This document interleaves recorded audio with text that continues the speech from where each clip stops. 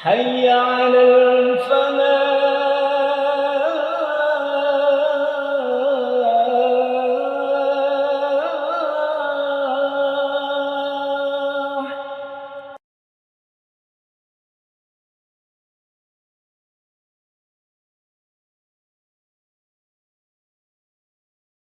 Baik, bismillahirrahmanirrahim. Assalamualaikum warahmatullahi wabarakatuh.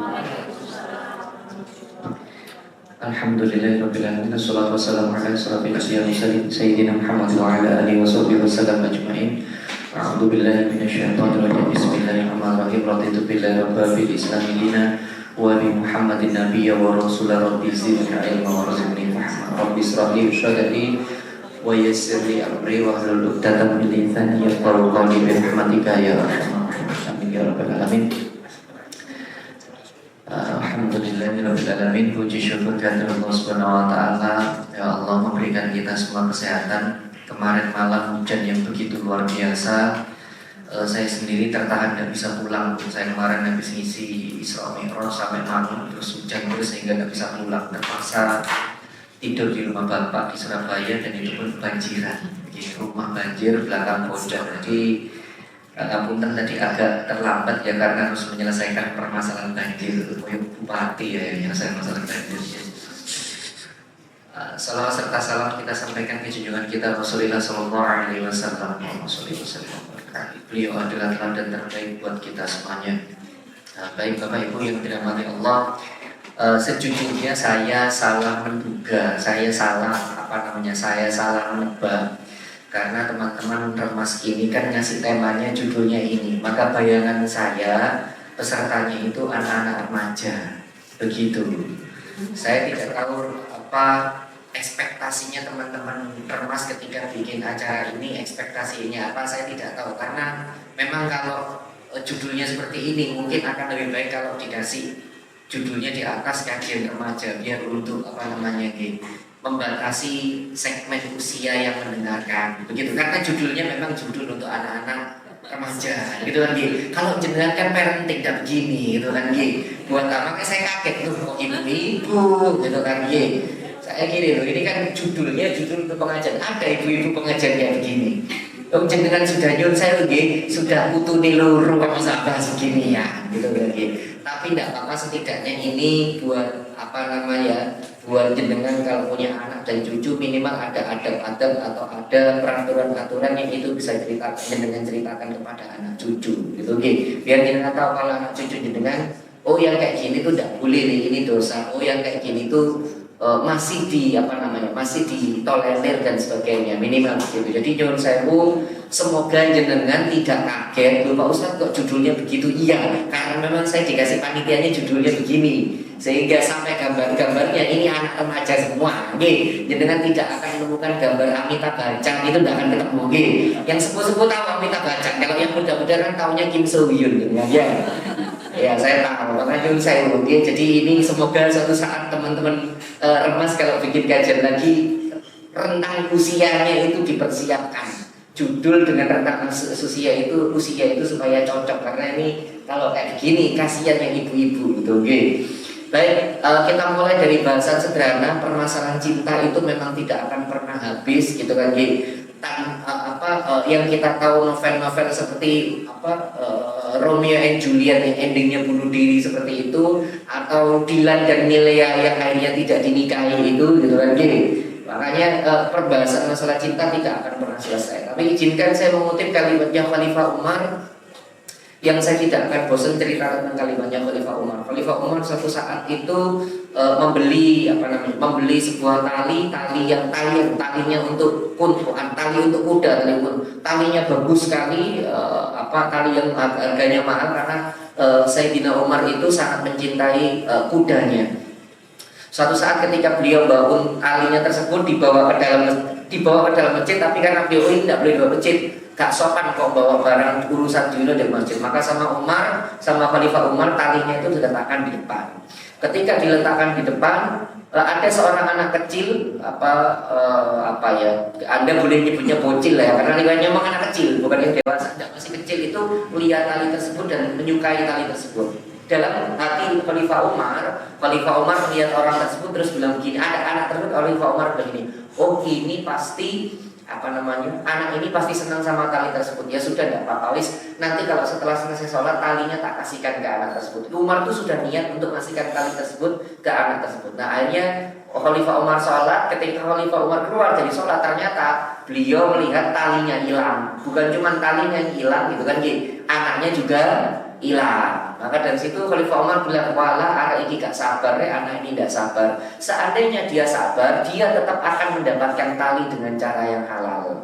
Saya ulangi, seandainya dia bersabar, dia akan tetap mendapatkan tali tersebut dengan cara yang halal. Kenapa? Karena jodohnya anak tersebut ya tali tersebut. Tapi karena dia tidak sabar, dia mencari jodoh talinya dengan cara yang haram. Ustadz, ini maksudnya apa? Ya, ini realita anak muda zaman sekarang. Jenengan diem saja, tidak ngapa-ngapain, jodohmu itu datang.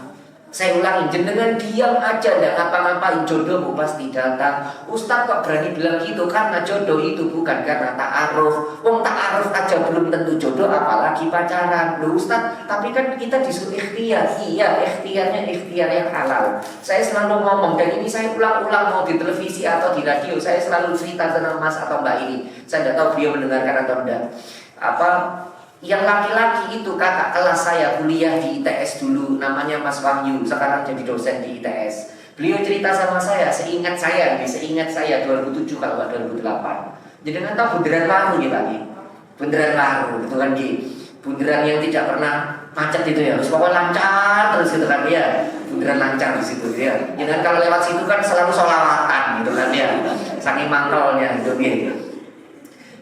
Beliau ini lewat bundaran Waru Pak, kakak kelas saya namanya Mas Wahyu ini lewat bundaran Waru, lalu nubruknya seorang wanita. Nah, sama Mas Wahyu ini dibawa ke rumah sakit, terus cerita sama saya, Imron, Mas, kamu kenal si ini enggak? Oh kenal Mas, loh, kenapa kok nyebut nama itu? Soalnya dia nyebut namamu. Loh apa Mas? Saya habis nubruk perempuan, nah yang saya nubruk itu namanya ini, katanya ketika saya nyebut kalau saya orang anak ITS, langsung nyebut namamu. Oh iya Mas, itu temen gue SMP. Saya bilang, loh sekarang kondisinya gimana? Ya di rumah sakit, saya tanggung jawab, Ustaz bayar sebab wong saya yang nabrak begitu. Ya sudah, wis tak dungano ndak urusan sama polisi ya Mas, biar baik-baik saja. Bismillah, sudah selesai. Saya tidak terbayang, ya sudah ceritanya berhenti di situ. Tapi seperti adegan sebuah FTV gitu kan, berapa bulan, ya 2 tahun kemudian kalau nggak salah Mas Wahyu itu ngomong sama saya, Mas, nanti kamu datang ke nikahan saya. Loh apa Mas? Aku rabi, lo oleh di konco musim tak bro, gitu kan. Lo bayangkan itu kan dia tidak berikhtiar untuk mencari jodoh kan enggak, gitu kan ya. Tapi sama Allah ditemukan jodohnya lewat bro. Tapi sekarang Mas ini tidak boleh dicontoh, makanya tidak boleh ya. Ya terus ngecek, wah ini jodoh saya sama bro, tidak bisa. Kerja bisa ditiru tapi rezeki tidak bisa ditiru. Ya sama, cari jodohnya bisa ditiru tapi datangnya jodoh tidak bisa ditiru. Ingat itu yang kemarin viral itu, penjual ST berangkat umroh karena kilo goblok, tapi itu tidak bisa ditiru gitu kan jadi nanti kalau ada pengajian terus sudah ST ayo Gus kilo goblok tidak mungkin gitu kan ya. Jadi kan dilono bolak-balik ya terus betul umroh. Nah balik lagi, kenapa tiba-tiba saya cerita seperti ini? Ini membuktikan bahwa jodoh itu di tangan Allah. Ini orangnya cerita sama saya. Dan ini sementara sebelum ngomong tentang adab bersosialisasi. Tak omongkan dulu biar jenengan tuh di dalam hati sudah yakin. Wis talah jodohmu diurusi Gusti Allah.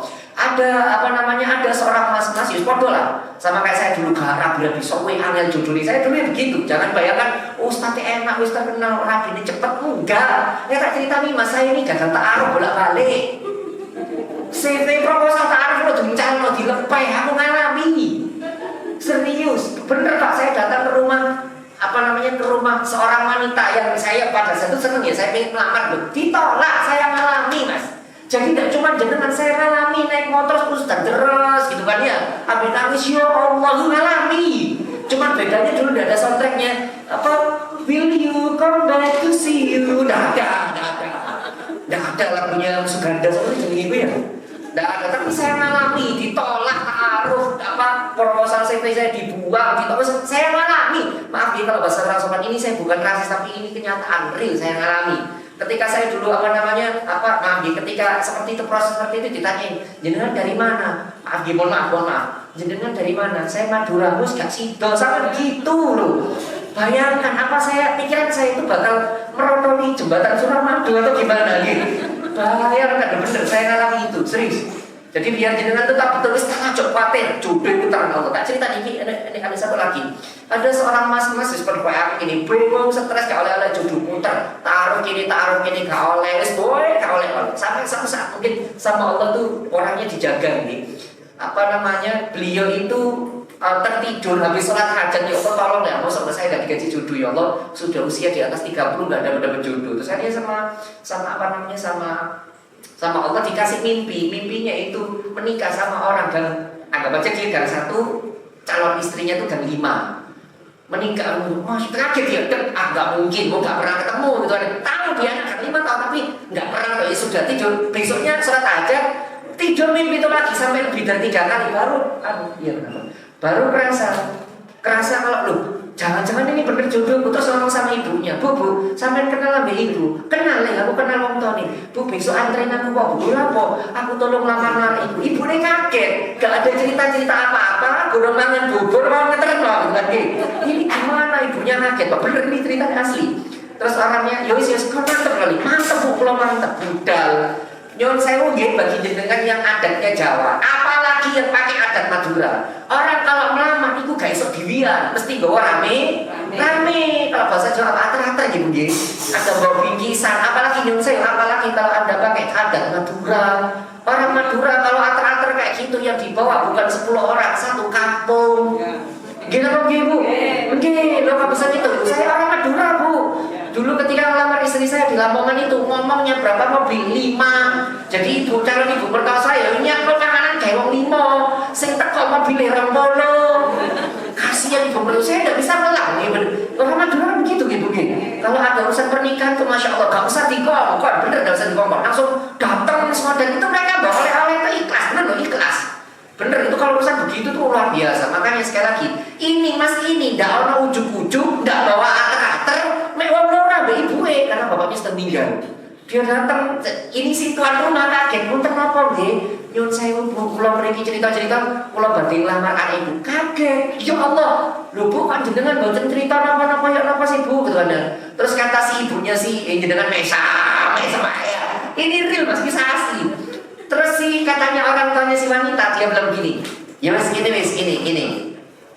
tak takono arek istri yo, nek arek gelem yo ora apa-apa, nek arek gak gelem yo sepurane guys, tak lanjutno. Maka ditanyakan sama si Bro, Mbak, sampeyan iki dilamar ambek masiku gini. Kamu kenal ta, Mbak? Terus ibu tapi aku gak tahu ya, pokoke eruan. Terus piye gelem ora? Apa kata si perempuan? Dia mesem, ingat ya katakan Nabi. Diamnya seorang wanita kalau tersenyum artinya setuju gitu kan ya, karena kalau perempuan tidak mau itu langsung ngomong enggak gitu kan, jelas toh ya. Maka akhirnya menikah. Nah ini yang menarik, ceritanya belum selesai. Ini yang menarik, pas setelah selesai malam pertama ngobrol lah mereka. Ketika ngobrol ditakoi, kata si perempuan, mas sampai biar kok orang-orang ngelamar, sampai kemarin kok orang-orang ngelamar aku tuh gara-gara apa? Nah si laki-laki juga ngobrol. Nah terus apa tuh kok tiba-tiba nerima lamaran itu gara-gara apa? Jadi saya tak cerita nih, kata si laki-laki, saya itu sholat hajat berulang kali, terus habis sholat hajat ketiduran, mimpinya saya nikah sama kamu. Nah kata si perempuan, loh mas bodoh, aku yang sholat hajat keturun mimpi nih rabi ya sampean. Ayo ini temen.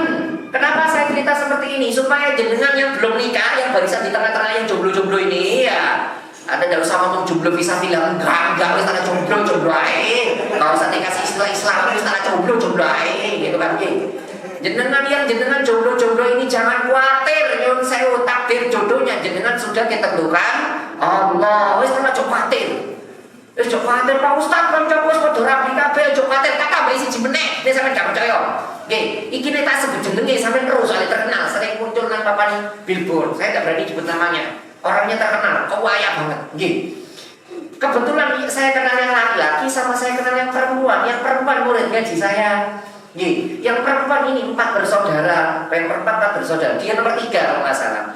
mbak-mbaknya sama adiknya nomor 4 sudah menikah, terus digojloki, Dede, ya apa umur piro gak rabi-rabi, dilokno terus, dilokno sampai dia menang, cuman karena hatinya ya Allah, wis urusan di Gusti Allah, kalau memang saya pasrahkan sama Allah, suku di gelere jodoh di Gusti Allah. Jadi dengan tahu terjadi betul yang nomor 3 nikahnya terakhir, tapi sekalinya nikah oleh direktur keuangan nih BAST. Ayo kok. Ikut spek iya gitu aja. Aja spek ya sesama saya sama-sama orang Arab ya wajar. Tapi yang bikin mbak-mbaknya yang 2 sama yang adiknya itu langsung komentar, Dede, kamu bener ya nikah yang terakhir, tapi oleh yang paling ngapi. Bukan cuma masalah sogene, di antara kami suamimu itu yang paling perhatian, paling meratukan dirimu. Bahasanya zaman saya ini kan carilah suami yang meratukan, itu kan ya. Carilah suami yang meratukanmu seperti Kanjeng Nabi Muhammad. Jadi silang, emang kau Hadijah, kau yo. Wes ya, ini pengantar supaya jenengan yang yang belum nikah tahu betul wis Allah kami Gusti Allah judulnya sampai seorang wis tak cobatin. Jenengan husnuzon saja sama Allah, pasti sama Allah jenengan dicarikan jodoh. Nggih. Memang ini tidak masuk bab tawakal, tapi biar jenengan tuh hatinya nempel kepada Allah, khususnya urusan dalam khususnya urusan dalam jodoh ini supaya jenengan tawakal. Ada orang Sidoarjo, boleh angkat tangan. Wong Darjo mana Mas? Pak atau Pak ini? Ini Darjo mana? Waru. Oh, gak sampai perempatan Gedangan jenengan nggih. Belum sampai jenengan tidak melewati perempatan yang fantastis dan luar biasa itu nggih. Ada yang tahu perempatan Gedangan, Bu? Tahu nggih. Bagaimana perempatan Gedangan?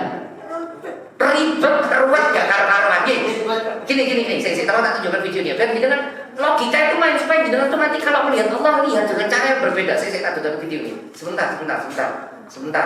Bikin dia dulu. Nah, saya sebentar. Nah ini. Jenengan bayangkan perempatan Gedangan ini perempatan ya. Ada lampu merah, ruwet, macet, wis gak karuan. Kadang yang berhenti itu bukan mobil atau sepeda motor, truk gede toh. Ya, itu kan harusnya lurus, tapi truk gede belok kanan dan berhenti di tengah ya. Itu saya pengen miso aja gitu nih, tapi kan Ustaz tak boleh miso gitu nih. Ya, saya Allah ya astagfirullah. Nyun sewu nggih.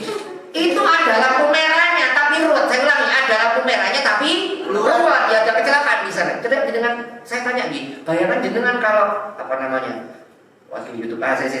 Bayangkan jenengan kalau melihat alam semesta atau melihat bumi ini, muternya bumi kayak gimana? Ini toh? Ya, tak tunjukkan video ini. Biar jenengan tahu yang namanya tawakal. Ini sedikit enggak ya? Saya. Jenengan kan mikirnya bumi muternya kayak gini ya? Ya gini kan gini? Mikirnya bumi kayak gini. Tapi kalau jenengan nanti lihat penelitian, ada penelitian terbaru, ternyata bumi muternya tidak begitu. Muternya bulat awan, ruwet. Nah ini loh. Ini loh. Bumi ku bulat ruwet muternya. Jadi tidak begini, tapi bulat ruwet. Pertanyaan saya, si muter ruwet kayak gini, ono lampu merah enggak? Ada. Ono lampu merah enggak? Tobrokan enggak? Enggak ada lampu merahnya, ruwetnya kayak gitu, tapi enggak nobrok. Perempatan Gedangan ada lampu merahnya, ada polisinya, ruwet bisa nobrok. Kenapa? Apa bedanya? Yang satu diurus manusia, yang satu diurus. Nah, nek diurus Gusti Allah mesti beres. Paham gak? Sekarang ini jadi motivasi sebelum nanti materi biar jenengan kok aturannya Gusti Allah angel. Wis tak lah melu aturannya Gusti Allah beres. Nek jenengan ketor dhewe koyo perempatan Gedangan. Kalau perempatan Krian itu tambah ruwet. Tahu ya perempatan Krian itu tambah ruwet itu yang arah ke Mojosari atau apa dia itu lebih ruwet itu daripada perempatan Gedangan. Ustaz kok tahu saya korban itu lagi. Mesti lewat kono nek nang Lamongan, mesti muat teh nang karuan. Jadi sekali lagi ini gambaran biar jenengan nanti kalau bahas bab jodoh salah pasrah Gusti Allah nanti dijalankan Gusti Allah. Begitu nggih. Nah, balik. Ustaz berarti kalau jenengan tadi bilang ada aturan yang diberikan oleh Allah termasuk aturan dalam bersosialisasi, aturan bersosialisasi dengan lawan jenis. Kalau bersosialisasi dengan sesama jenis aman dengan tidak akan ada terjadi macam-macam. Ya meskipun sekarang sudah ada model-model ya begitu ya saya enggak enak gitu kan ya, saya ganteng pacarnya ganteng ngeri gitu kan nggih. Ada seperti itu, saya sedang tidak bahas itu. Tapi sekali lagi ini aturan main bagaimana seorang laki-laki bersosialisasi dengan wanita yang lain jenis. Itu sebabnya kalau jenengan tahu, jangankan ngobrol berdua, sholat sholat. Saya ini sholat. Terus tiba-tiba mbak ini jadi makmum di belakang saya. Itu para ulama membagi hukumnya menjadi dua. Yang pertama makruh tahrim, yang kedua haram. Haram itu berarti haram ya, tidak boleh. Makruh tahrim itu makruh yang mendekati haram. Jadi dengan Pak kalau jamaah dengan perempuan yang bukan mahram, mahram yang bukan muhrim ya. Mahram itu artinya yang haram dinikahi. Kalau muhrim itu yang pakai baju ihram. Beda nih. Jadi bukan muhrim, emang bukan Pak budal kaji gitu kan nih. Bukan muhrim tapi mahram. Saya ulangi nggih. Maka jenengan bapak-bapak, ibu-ibu kalau sholat jamaah dengan yang bukan mahram cuman berdua, itu hukumnya cuma dua kata para ulama. Kalau ada makruh tahrim, makruh yang mendekati keharaman atau haram. Artinya kalau jamaah berdua ojo loro tok Pak oleh. Tambah siji. Ngenteni ibu sebentar nggih, nunggu satu lagi biar enggak kena haram. Entah itu laki-laki atau perempuan enggak apa-apa, pokoknya jangan berduaan. Paham nggih? Lawang sholat aja loh sampai muncul hukum haram, apalagi di luar sholat. Begitu nggih. Baik, mari kita bahas tentang lebih bebas. Jadi ini aturan udah alhamdulillah ya. Soalnya tadi fontnya rusak itu sudah. Ini untuk ini masih apa? Bagaimana aturan atau adabnya Ustaz? Aturan atau adabnya sosialisasi berhubungan antara laki-laki dan wanita. Ini yang pertama. Ini meskipun saya kutip surat An-Nur ayat 30, 31-nya sama lagi. Jadi 30 dan 31 itu ayatnya turun bareng dan saling saling bersangkut paut. Nih, surat An-Nur ayat 30 katakanlah, wahai laki-laki yang beriman, tundukkan pandanganmu, atau disebut hudul basor. Kenapa laki-laki sebelum saya dibahas dalilnya nih? Saya bahas secara ilmu psikologinya dulu. Kenapa laki-laki harus hudul basor? Kenapa ayatnya turun buat laki-laki dulu berperempuan? Ini kan ayatnya laki-laki dulu, baru 31-nya perempuan. Kenapa? Karena secara psikologi, laki-laki dosa pertamanya lewat mata. Jenengan itu bapak-bapak, dosa pertamanya lewat mata. Ibu-ibu, dosa pertamanya lewat mulut dan telinga. Itu sebabnya jenengan disuruh pakai hijab. Pak Ustaz kok tidak pakai cadar? Madzhab Syafi'i yang terkuat itu harusnya pakai cadar. Bahkan sebagian ulama dalam madzhab Syafi'i nyun sewu nggih, wanita itu harusnya yang kelihatan cuma satu matanya tok. Ayo nomor ninjal ini kan. Tapi kita di sini di Indonesia cuma pakai pendapat madzhab Syafi'i, tetap madzhab Syafi'i, tapi pendapat yang lain mengatakan cadar tidak wajib. Jadi sekali lagi, kenapa jenengan lisannya ditutup, telinganya ditutup? Karena jenengan awal mula dosanya perempuan dari lisan dan telinga. Kalau bapak-bapak dari mata. Ini ya, nggak cuma teori, tak jujur bukti nih. Nyun sewu bapak-bapak, tolong dijawab. Jenengan lagi duduk-duduk santai seperti ini, kan biasa kan bapak-bapak laki-laki tidak bercerita, gitu kan? Dokter-dokter gantung diri, gitu kan? Jenengan lagi duduk-duduk santai, Pak. Terus ada seorang perempuan cantik lewat. Pertanyaan saya, apa yang jenengan lakukan? Ngeliat, pasti ngeliat, delok seret. Pertanyaan saya, delok mengono tok, apa dimeloi? Melu seret.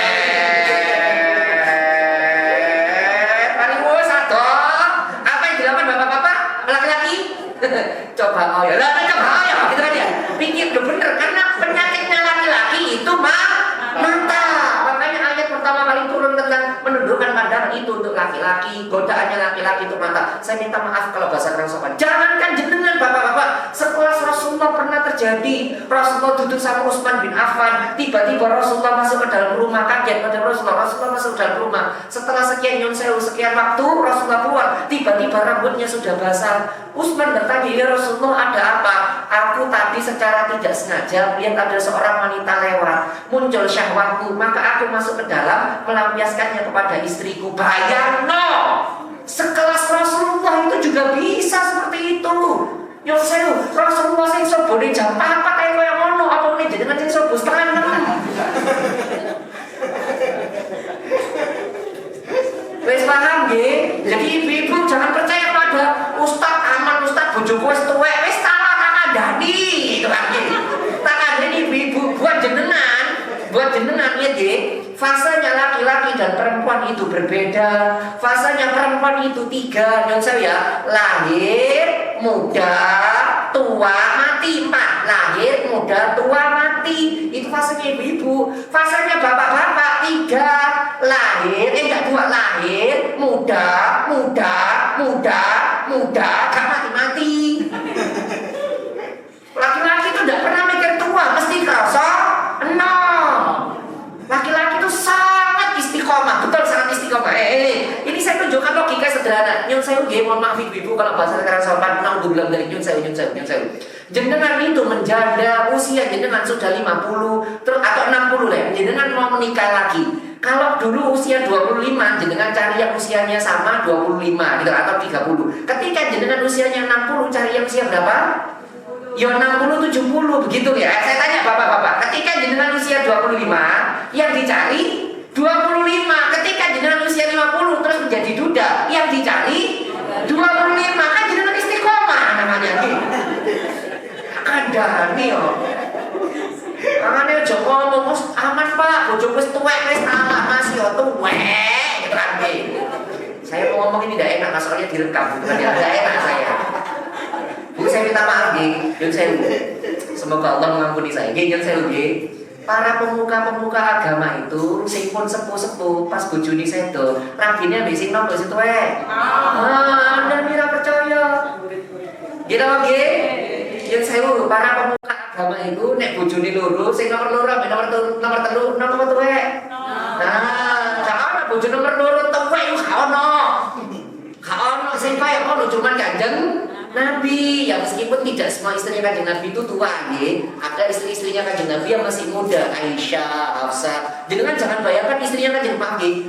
Pak Ustaz bojone Kanjeng Nabi tua-tua Pak nggih menawa. Terus elek-elek jangan bayangkan. Istrinya para nabi dan rasul itu ayu-ayu. Termasuk si sepuh-sepuh itu ayu-ayu. Karena memang ya ngapunten nggih, itu keistimewaan yang diberikan kepada Allah pada nabi dan rasul. Jangan bayangkan masih tuwek gak ayu-ayu. Jadi kalau misalnya Ustaz bojoku mun rabi meneh yo gak apa milih sing ayu wong contone ngono ya Pak ya. Nemu dalil itu ada. Nemu dalil jadi. Wes jadi sekali lagi pelajaran pertama bapak-bapak disuruh menundukkan pandangan. Karena sekali lagi karena memang dosa pertama kali laki-laki adalah mata. Itu sebabnya para ulama memberikan itibar, memberikan pelajaran. Orang ketika meninggal yang pertama kali dimakan oleh cacing adalah mata.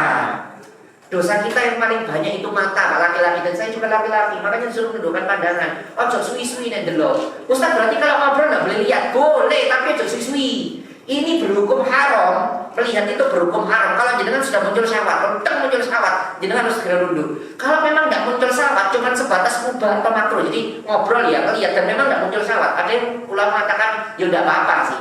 Tapi kalau sudah muncul syahwat, jenengan harus segera nunduk.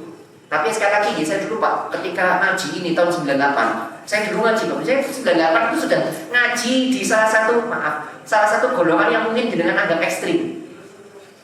Oke, saya dulu 98 itu sudah ngaji di situ. Hormat bendera enggak mau saya hormat bendera. Ada sang merah putih hormat Indonesia. Saya dulu begitu.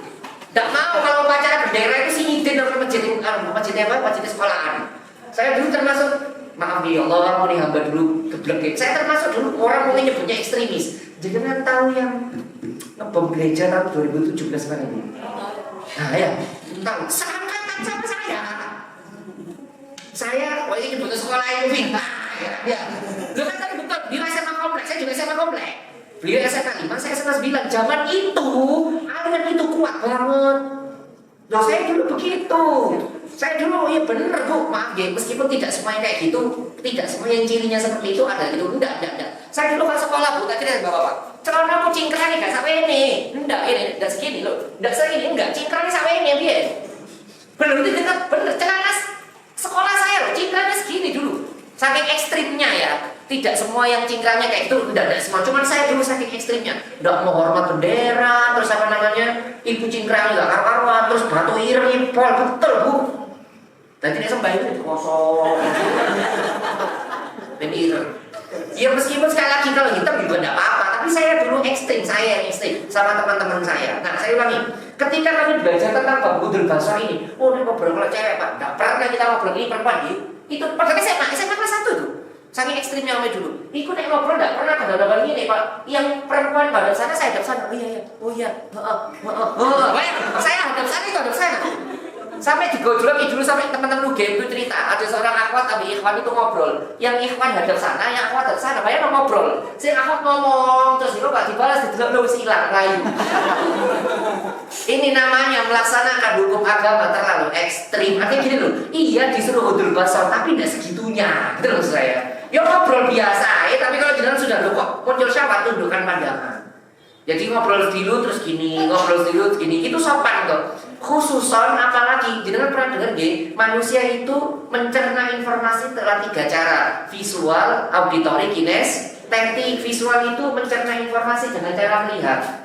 Jenengan yang orang visual itu kalau mencerna informasi kudu ndelok gambare, ndelok tulisane, diceritani gak paham. Orang auditori sebaliknya, masih ono gambare, ono tulisane gak seneng-senenge diceritani. Auditori, orang kinestetik nek dijak cerita umum, gak usah penyolotan. Biasanya anak-anak sekolah yang kinestetik duduknya di belakang. Kenapa? Karena umum. Padahal belum tentu bodoh, enggak, tapi memang dia nyiram informasi dengan cara umum. Tulisan tipu, kelotean, ya karena begitu. Nah, anak-anak visual dia nggak pinter, kenapa? Lombone ngarep karena dia butuh melihat. Padahal 3-3-nya pinter, cuman saat itu guru-guru belum paham ilmu ini. Nah balik, khususnya teman-teman auditori ini dijak ngobrol sih didelok tutup mripate kupinge. Dia kalau ngobrol begini, oh di kupinge dan diarahkan karena memang dia auditori. Nah dengan cara ini dengan bisa sopan Bu. Pak, nek udul bahasa jadi ini dijak ngomong kupinge sing gini lho. Kan jenengan ndak delok Bu. Nah ini cara sopan supaya jenengan tidak menyakiti. Dijo omong kok gak ngreken gitu kan nggih. Itu cara sopan kuping iki. Yo kok usah ditekan kupinge. Mana jenengan. Jadi adab yang pertama sosialisasi dengan lawan jenis itu apa? Hudul basar, menundukkan pandangan. Oke, yang kedua kita terlepas. Yang kedua, selain kuali apa? Yang kedua jangan berduaan. Maksudnya jangan berduaan itu apa Ustaz? Jangan berkholwat, jangan cuman berduaan. Berduaan itu maksudnya gimana Ustaz? Begini, dengan misalnya ngobrol berdua toh, gitu kan ngobrol berdua toh tidak ada orang lain itu namanya berduaan. Kecuali memang tidak bisa apa itu namanya?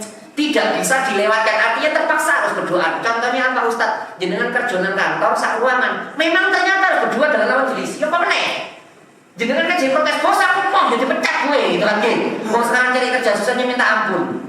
Loh terus gimana Ustaz kalau ternyata terpaksa harus berduaan? Maka para ulama itu apa memberikan contoh nek jenengan terpaksa berduaan minimal cendelone bukaan.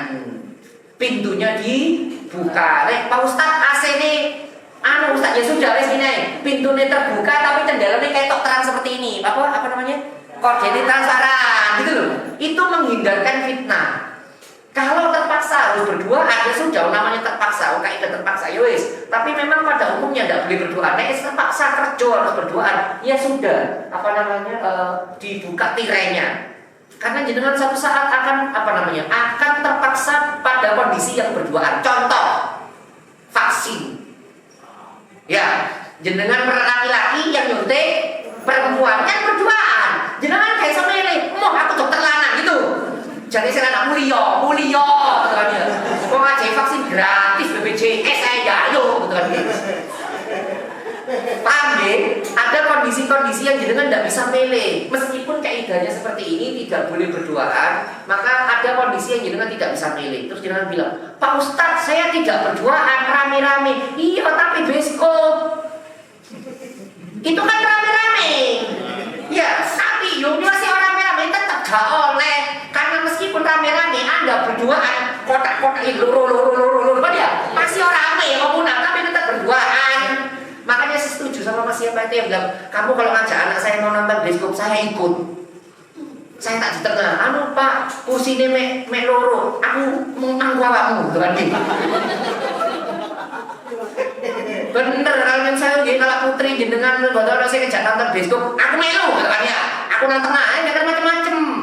Karena bukan pengen hiburan, iya saya itu pengen hiburan, ibu stres, ibu butuh healing, gitu kan ya. Nggih, maaf saya minta maaf kalau besar teman karena di bioskop itu terjadi hal-hal yang diinginkan bersama, gitu kan gini. Bukan tidak diinginkan bersama, di bioskop itu terjadi hal-hal yang diinginkan bersama. Hati-hati, betul. Bukan tidak boleh nonton bioskop ya, boleh. Tapi kalau sudah berdua-duaan, wis iku masalah. Kalau dalam fikih namanya khalwat berdua-duaan. Jadi ini kaidah kedua, jangan berdua-duaan. Yang ketiga, kita Mas. Balik lagi ini yang dulu, tapi tidak apa-apa. Berarti saya yang salah kan ya. Yang ketiga ini menutup aurat. Menutup aurat itu kalau Nabi menundukkan pandangan itu yang pertama ayat ini diberikan kepada laki-laki meskipun perempuan juga. Sekarang kebalikannya ayat menutup aurat itu diberikan ke perempuan dulu.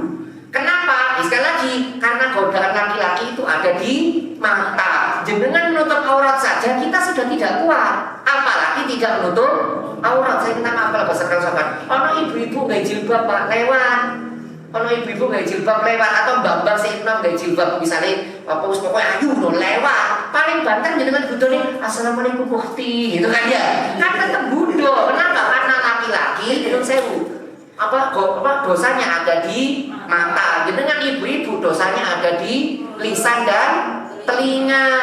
Pasti dengan tuh dosanya di lisan dan telinga. Wis pasti, wis. Saya berani ngomong 100% gitu kan ya, atau 1000%. Ustaz saya tidak ikut rasa-rasa, gak mungkin gitu kan, rasa-rasa istilah Anda ini. Gak mungkin. Gak mungkin. Mau ada Gus Miftah ini, Masya Allah Gus tapi gak tepat. Tapi Pak Ustadz, tapi kan Gus Miftah salah. Iya, beliau salah, betul beliau salah. Tapi ingat dikata Imam Asyadili, ingat ini kaidah tasawuf. Tidak akan terlihat orang sombong, tidak akan terlihat orang riya kecuali di mata orang yang dengki. Jenengan itu nyun sewu misalnya lihat Gus Miftah salah, lihat siapapun itu salah, karena di hati jenengan ada dengki. Saya kasih contoh, nyun sewu nggih, misalnya Mbak ini jenengan hari ini pengajian pakai kalung emas 5 kilo, misal gitu kan ya. Jadi ini pengajian ini, kan gitu. Misalnya jenengan pakai gelang gini ya. Terus ketika pokoknya pengajian sama ini kok jam piro, enggak pamer gelang jenengan gitu kan ya. Terus nyun sewu misalnya begini, ini pengajian kok sih pamer apa jenenge pamer gelang gitu kan ya. Apakah dia riya? Iya, dia riya, tapi itu urusan dia dengan Allah. Nyun sewu, kenapa jenengan kok ngeliatin gelangnya wong ustadznya di sini? Faham maksudnya? Tidak akan terlihat sombong, tidak akan terlihat riya kecuali di mata orang yang dengki. Kenapa orang kok jengkel sama Gus Miftah? Terlepas memang beliau kemarin salah, karena sengilono dengki. Soalnya Gus Miftah soge. Coba kalau Gus Miftah kayak saya kemana-mana pakai Honda Beat, gak ada yang dengki. Iya kan? Sekarang Gus Miftah naik mobil gitu banyak, yang dengki kan banyak. Oh, Gus Miftah mau ke dunia, tak cerita biar dia gak dengki. Kiai itu harus kaya, harus kaya. Kenapa kiai harus kaya? Karena kalau kiai kaya, kalau ceramah ikhlas, gak kepikiran amplop kayak saya. Aku kan kepikiran iki amplopnya biro, gitu kan ya. Ojo-ojo Mas Alfa lagi, gitu kan ya. Gara-gara gak soge. Ingat ini bukan kalimatnya saya, ini kalimatnya Imam Syafi'i. Wong Islam itu fardu kifayah. Soge tak cerita biar jenengan tuh gak dengki sama para kiai soge-soge itu. Dia tak cerita nih. Suatu saat Imam Syafi'i itu ketika ngaji ke Imam Malik terkenal soge, batin. Kiaimu kok soge, aku butuhnya, tapi dia enggak beli rasa aku guruku. Sampai satu saat selesai ngaji ke Imam Malik, Imam Syafi'i pindah ngaji ke Imam Hasan Asy-Syaibani. Kajai budalan Irak kadhe duwe sama Imam Malik tenang Syafi'i tak sangoni gitu kan ya. Sudah disewa unta kalau kita mungkin Gojek gitu kan ya, unta gitu kan ya. Pakai aplikasi gitu. Sesuai aplikasi Pak gitu kan ya.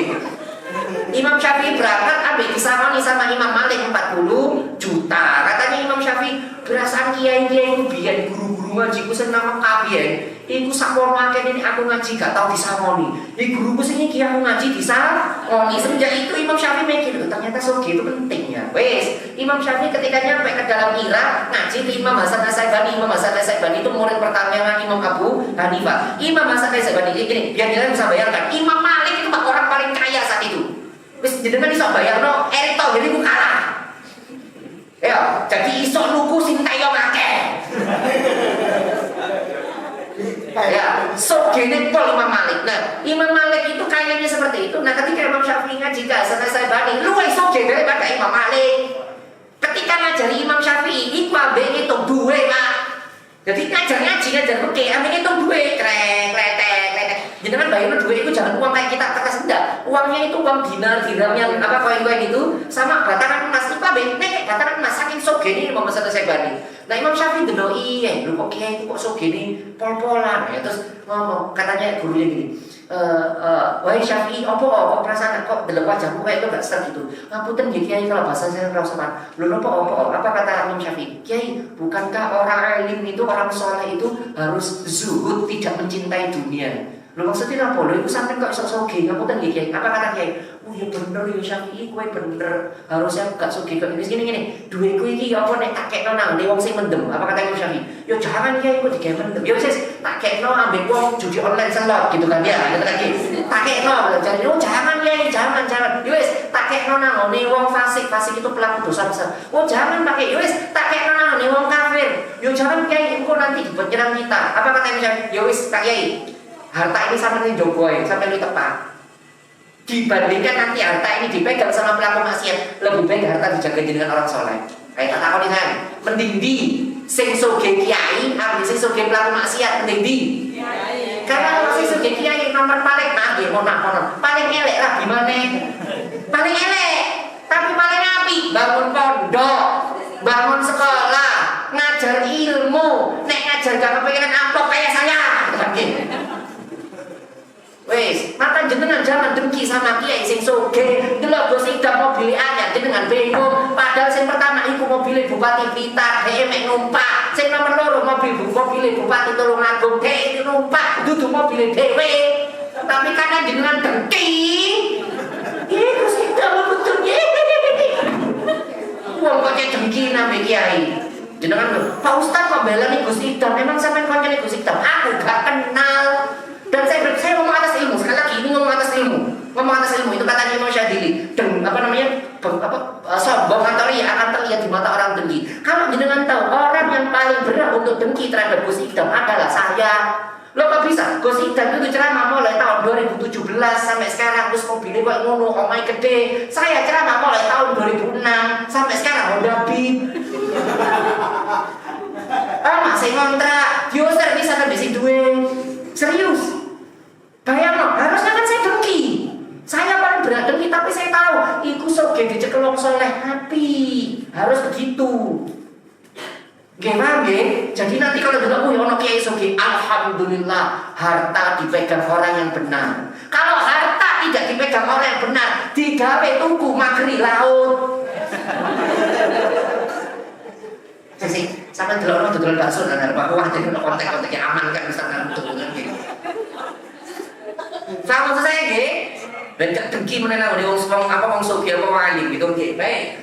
Jadi balik ke kaidah yang ketiga apa Ustaz? Kaidah yang ketiga adalah menutup aurat. Ingat nggih, menutup aurat dalam wanita itu ada 3. Saya ulangi, menutup aurat dalam wanita ada 3. Yang pertama, menutup aurat itu yang dimaksud menutup aurat tertutup semua dari atas sampai bawah kecuali telapak tangan dan telapak kaki. Saya ulangi, kecuali telapak tangan dan telapak tangan dan wajah. Jangan tanya, Pak Ustaz, ini kok kakinya kelihatan kok enggak pakai kaos kaki? Karena para ulama berbeda pendapat tentang telapak kaki.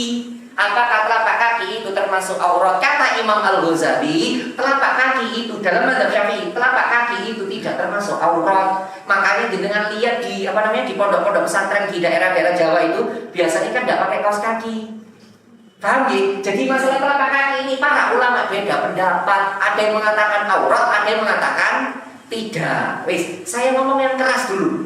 Apa itu Ustaz aurat dalam sholat? Nah kalau ini keras, itu tidak ada perbedaan pendapat. Apa itu Ustaz? Kaki itu aurat nek sholat. Makanya jenengan kalau tawaf nanti tak cuma umroh haji kabeh nggih.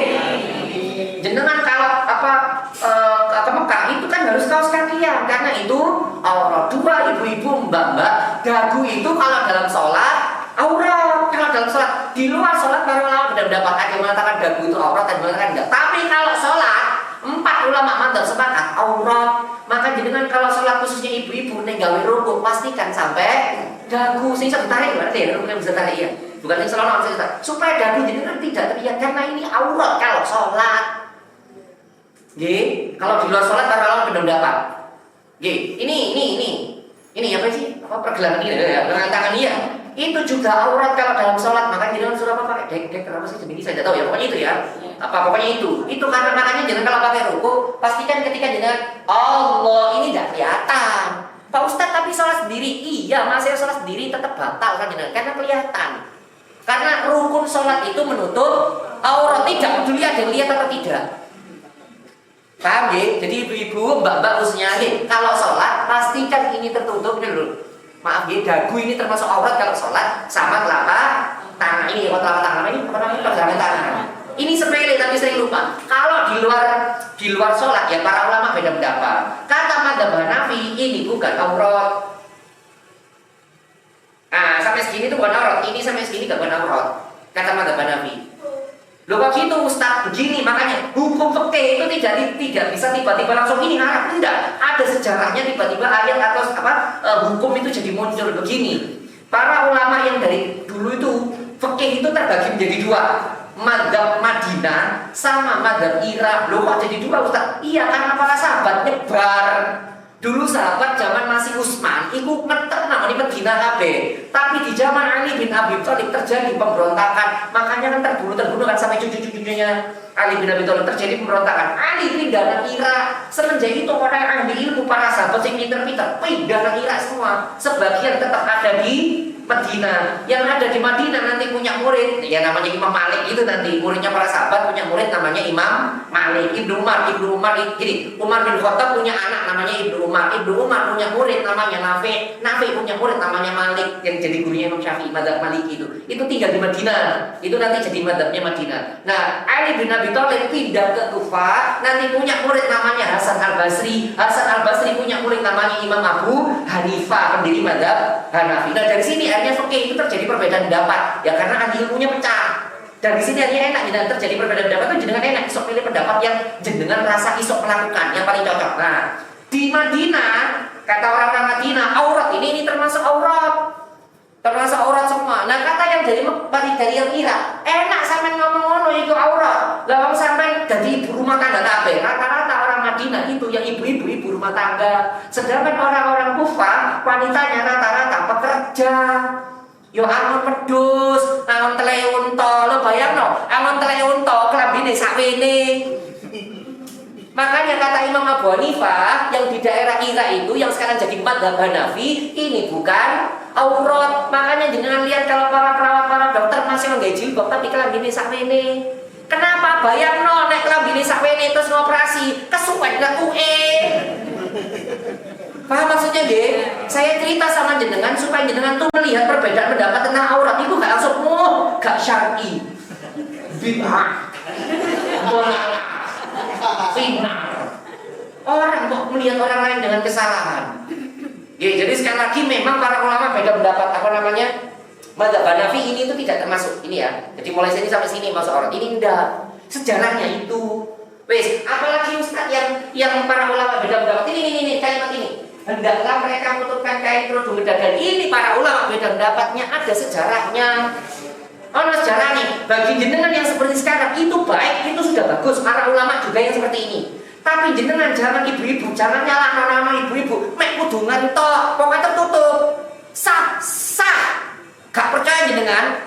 Sepupu saya itu kuliah di Al-Azhar, tak beritahu nggih, yang kerudungnya seperti ini cuman Indonesia. Selain Indonesia kodong biasa ini tok. Ya, nyun saya tapi tetap ya, tidak seperti jenengan yang sampai ke bawah itu enggak. Dan itu sah. Kenapa? Karena ada sejarahnya. Tak cerita nih.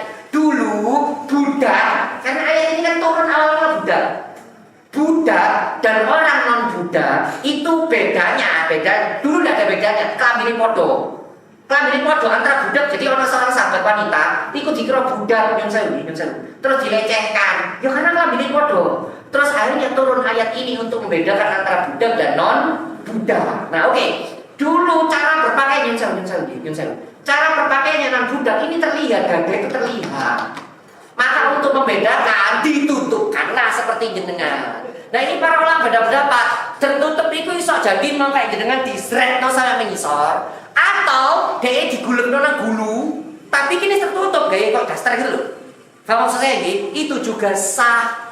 Jadi kalau jenengan yang pakai kodong nyon sewu ndak sampai ke bawah, selama ini kelambine ketutup lehere, ndak apa-apa. Jadi jenengan itu ndak syar'i, jenengan jangan berani ngomong ndak syar'i. Yang jenengan lawan itu ulama 4 mazhab. Kalau jenengan ikut pendapat yang seperti ini, ndak apa-apa.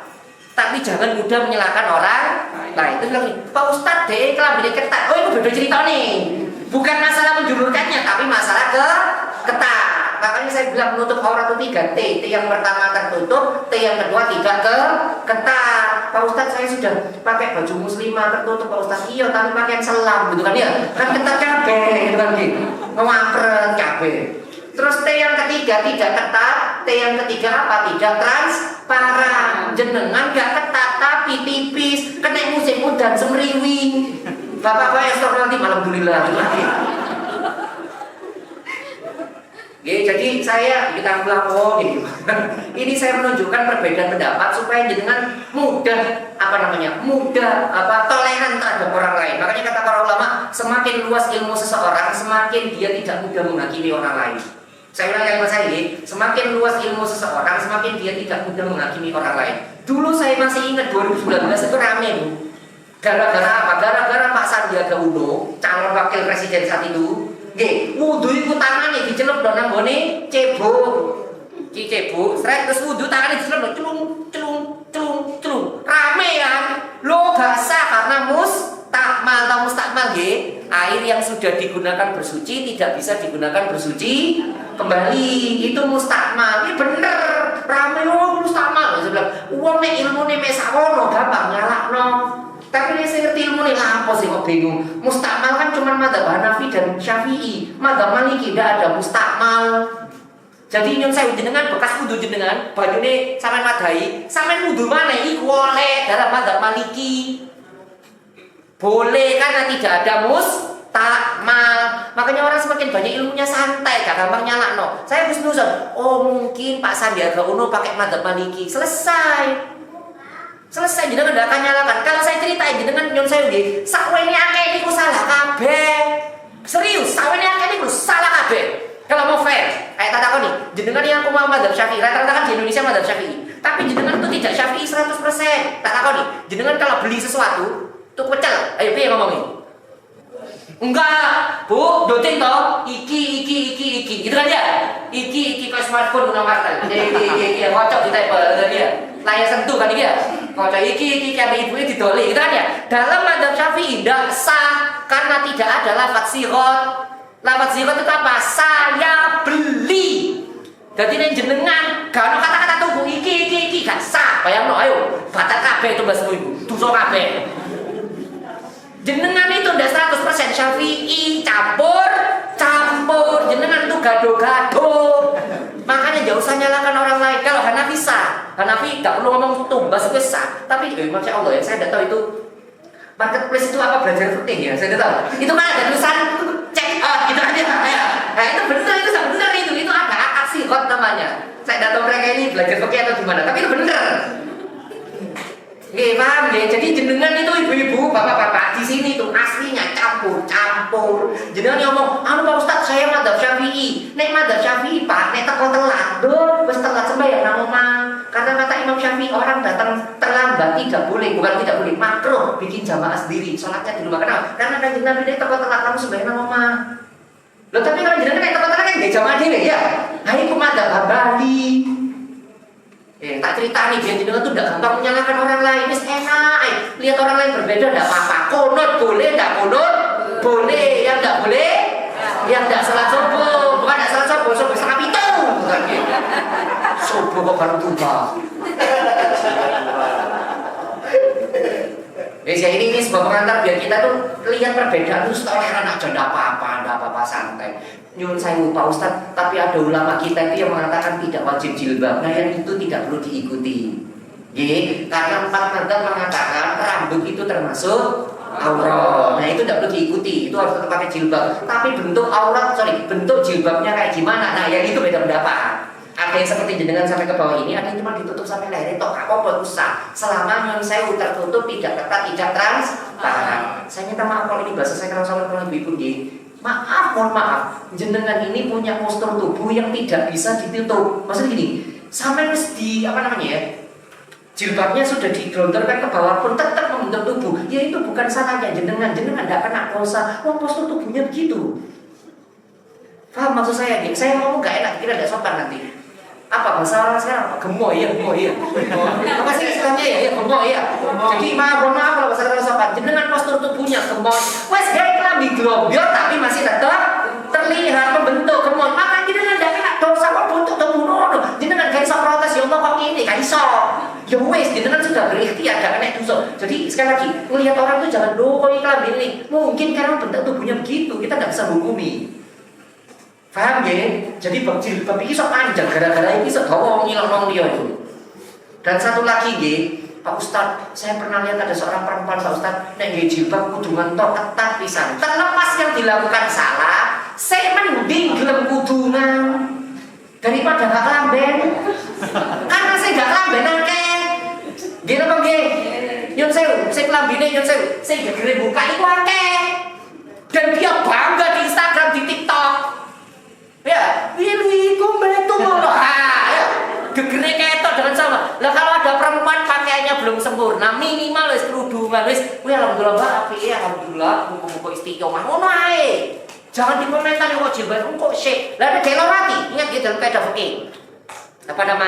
Jangan pernah menghindarkan sebuah keburukan dengan keburukan yang lebih besar. Saya ulangi nih, jangan pernah nahi mungkar dengan mungkar yang lebih besar. Saya kasih contoh. Terus para ulama kasih contoh. Kalau uang budal di masjid, pas budal di masjid telah menikah tepat terus ngomong, "Oh, Mbak, enggak nang masjid tuh telah menikah ngono." Akhirnya besok dia enggak pernah ke masjid. Paham maksudnya nggih? Dan ini kejadian, hampir saya nyebut nama kampusnya, hampir saya keceplosan saya. Kalau pasti terus sampai kamu terkenal kamu sih, yang ada di KLB kamu terkenal. Itu sih terkenal sendiri. Anak Pak tahun 2006 saya ngisi pengajian. Oh belum saat itu saya belum kenal Mas Alfala dulu. Oh saya kenal Mas Alfala 2008. 2006 Mas sama salah satu masjid kampus, pokoknya kampus ya. Ada mbak-mbak nemuin saya pas habis ngisi pengajian di kampus itu dia bilang, Ustadz, kami itu Ustadz mesti ditolak di pengajian ini. Kenapa? Karena kami pakai celana jeans. Jadi dianggap bukan muslim yang sempurna, kami tidak boleh ikut pengajian ini. Terus gimana? Ya katanya begini Ustadz, uang kok gumbul gak benar, gitu kan? Apa Mbak hati-hati. Jadi dia nasihati sama mbak-mbaknya, sama ukti-uktinya itu. Mbak jangan kumpul dengan orang-orang yang gak benar, karena ngindelin dia pakai celana jeans itu. Saya bilang sama si mbak itu, Mbak aku nanti dulu tak balas, nggih Mbak saya gumbul sama orang gak benar, ya sampai saya gak benar, gitu kan? Karena gampang menghukumi orang terlepas pakai celana jeansnya mungkin bentuk gak baik, tapi gak begitu caranya. Kayaknya apa sih Pak? Kumpul lo konco-koncone sampean sing celana jeans kabeh sing gak oleh pengajian kayak pengajian di BB saya. Nanti akhirnya pengajiannya di warung. Zaman itu warungnya jangan bayangkan warung kopi ya sekarang nih. Kayak kafe itu pengajian di situ. Itu saya ingat betul 2006 sama teman-teman keceplos hampir keceplos. Anak kampus pokoknya. Kampus sana. Ya jadi sekarang jangan mudah menghukumi orang. Gitu. Yuk kayak selanjutnya. Nah, menjaga suara. Maksudnya gimana Ustaz? Gini, kita itu khususnya perempuan, dan cuma perempuan, laki-laki juga, khususnya jenengan itu diminta ketika ngomong sama orang lain, lisannya jenengan itu jangan sampai mendayu-dayu. Jadi ngomong sama laki-laki, makanya dikata para ulama, perempuan yang paling baik adalah perempuan yang judes kepada selain suaminya. Saya ulangi, perempuan yang baik adalah perempuan yang judes kepada selain suaminya. Kepada suaminya dia lembut, Bang. Kalau sama suaminya, apa? Perlu apa? Karena kalau jenengan terlalu lembut, ada apa? Oh iya, kita salah paham, gitu loh. Oke, jangan terlalu lembut, sing judes sampai wong liya. Kecuali jenengan customer service, beda ceritane, gitu kan ya. Beda ceritane. Tapi sekali lagi nyun saya hubung suara Pak Ustadz suara itu aurat. Enggak, yang dimaksud aurat di sini adalah yaitu tadi ketika jenengan melembut-lembutkan suara, didayu-dayukan, mendayu-dayu nanti tidak boleh. Pak Ustadz kalau bapak-bapak sama dan jenengan ketok apa maskuli, akhirnya suaranya gede-gede dong. Jadi bapak-bapak. Ini ya mau baik. Paham ya? Jadi ada kaidah suaranya itu dijaga, jangan sampai suara jenengan itu dalam rangka untuk menarik orang lain. Kalau saya aman, saya udah cempreng, jadi aman, wis. Gak terlalu saya senang suara gue, Ustaz teruntuk suara di kain, wis paham. Terakhir, yuk klik. Nah, yang terakhir kaidah bersosialisasi dengan lawan jenis adalah jangan memegang, jangan menyentuh. Kalau bahasa kita tuh jangan salam tangan kalau lawan jenis, kecuali makro. Karena saya jelas ya, aku lebih suka tertusuk dengan besi daripada menyentuh lawan jenis. Tapi sekali lagi para ulama pun beda pendapat. Meskipun ini perbedaan kecil, mayoritas 99% mengatakan tidak boleh salaman dengan lain jenis, kecuali satu yang jenengan ajak salaman itu sudah terlalu tua, yang sudah tidak bersyahwat. Nah itu boleh. Terus tua banget sebaba, itu boleh jenengan salaman tangan. Terus yang kedua, kecuali menimbulkan fitnah. Contoh jenengan presiden. Terus teko Perdana Menteri, teko luar negeri, presiden wanita dijak salaman, itu jenengan gak gelem salaman, itu timbul fitnah. Dikira mau ada pertikaian antar negara. Nah kayak gitu diperkecualikan, boleh. Paham nggih? Diperkecualikan karena tahu betul ini nanti bakal menimbulkan fitnah, maka diperkecualikan ini jadi boleh. Tapi secara umum mayoritas ulama mengatakan tidak boleh. Begitu nggih? Baik, ini ibu-ibu, bapak-bapak sampai di sini tentang adab-adab sosialisasi antara laki-laki dan perempuan. Monggo kalau ada tanya jawab dipersilakan. Monggo Pak Moderator sekarang.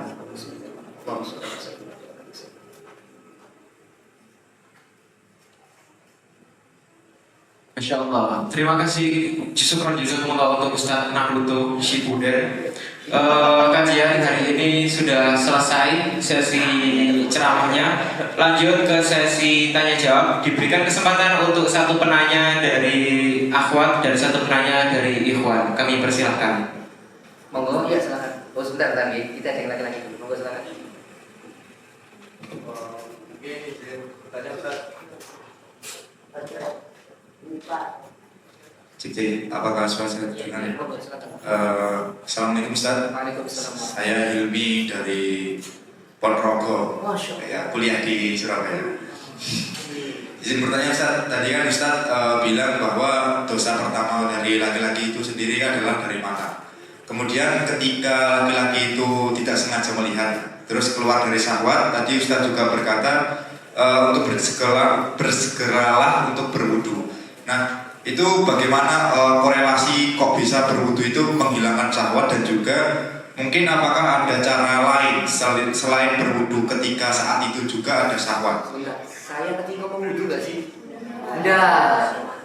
Bersegeralah tundukkan wudu baso, bukan berwudu. Wudu baso itu bahasa Arab. Artinya menundukkan pandangan. Maaf ya, saya tadi kalimatnya tidak jelas, maaf. Oh ya, nggak mungkin saya salah ya. Ya. Selanjutnya Ustaz. Oh ya, ada lagi ya. Kemudian tadi mengenai yang monopus tadi, orang tua kita kan boleh memegang orang tua yang lebih monopus itu bagaimana Ustaz? Soalnya saya pernah baca itu kita tetap tidak diperbolehkan, walaupun itu lawan jenis yang udah tua itu tidak diperbolehkan untuk memegang gitu. Ya, baik. Mungkin bisa dijelaskan. Saya bisa jawab ya. Rasulullah itu pernah menjabat tangan seorang wanita yang sudah sepuh. Itu ada hadisnya. Jadi wanita yang sudah sepuh yang menopause itu Rasulullah pernah menjabat tangan, memegang tangannya dan tidak pakai sarung tangan. Dan itu hanya para ulama mengatakan, oh ternyata untuk orang yang sudah sepuh menopause itu boleh karena Rasulullah pernah melakukannya. Begitu Gi, itu ada hadisnya. Meskipun ada sebagian ulama yang mendoifkan hadis tersebut, tapi yang ulama yang lain mengatakan udah hadis itu sahih, jadi boleh dipakai. Sekali lagi Gi, hadis tentang bersalaman hukum tentang bersalaman tangan itu dari dulu sudah perdebatan pendapatnya itu gede banget. Nggak kayak kunut itu perdebatan pendapatnya tidak seberapa gede. Yang salaman tangan sama mengucapkan selamat Natal itu perdebatannya gede banget. Gede banget. Dan dua-duanya sama-sama ada yang bolehkan, ada yang tidak. Sama seperti yang salaman tangan, sama seperti bunga bank apakah termasuk riba. Dari dulu itu para ulama perdebatannya gede banget. Bukan perdebatannya kecil, enggak gede banget. Dan sudah kita, kalau saya ikut yang ini saya hormati, yang itu saya tidak ikut, tapi bapak ada saya hormati. Gitu aja sikapnya. Gitu G. Baik, monggo ada lagi silakan. Ini mbaknya ini dari tadi yang kata-katanya. Bisa minta tolong, ini tuh mbaknya di belakang minta tolong nih.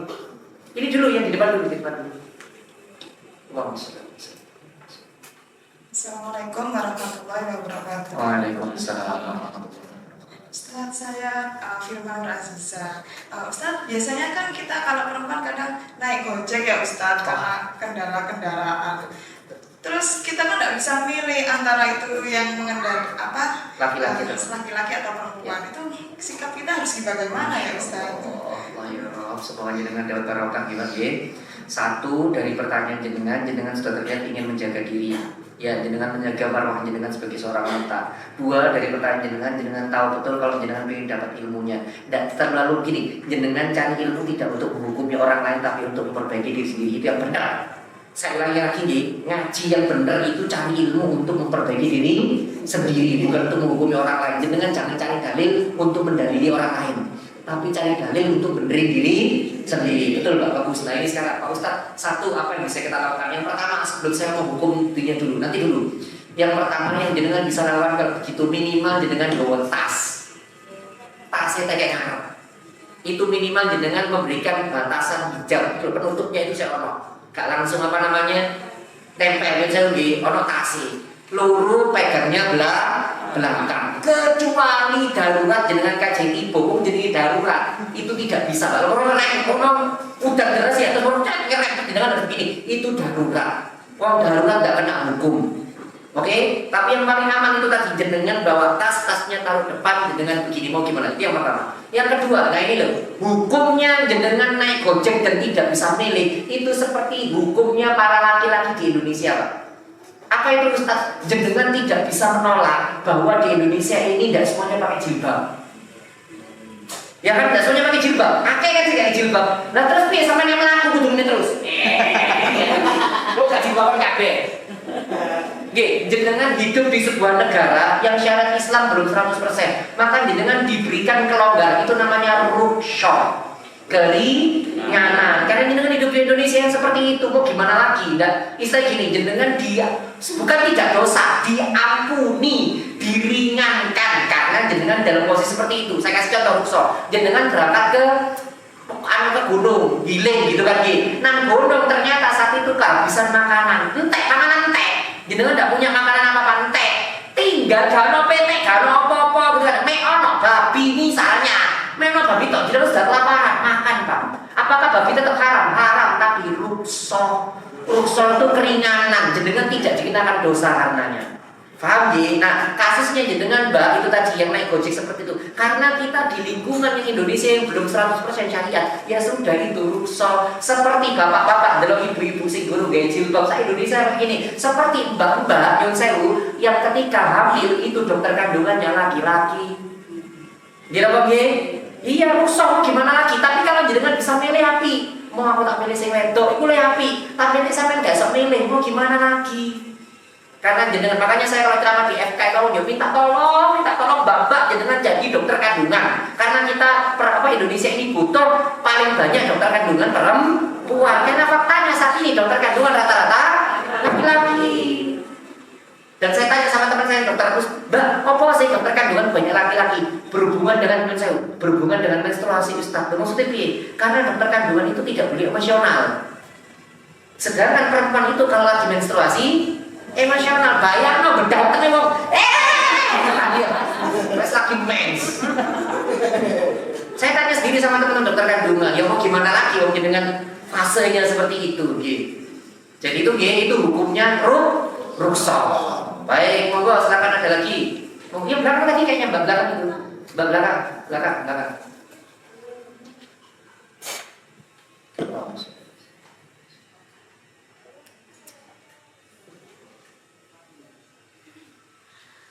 Assalamualaikum warahmatullahi wabarakatuh. Waalaikumsalam warahmatullahi wabarakatuh. Ustaz, saya izin bertanya. Ada teman saya yang bilang teman saya itu jomblo, alias dia itu tidak laku.